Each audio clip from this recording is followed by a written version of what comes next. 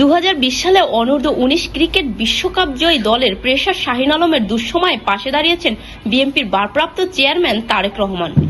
দীর্ঘদিনের ইনজুরি, পারিবারিক অসচ্ছলতা ও আর্থিক সংকটে থাকা এই ক্রিকেটারকে তারেক রহমানের পক্ষ থেকে আর্থিক সহায়তা দেওয়া হয়েছে।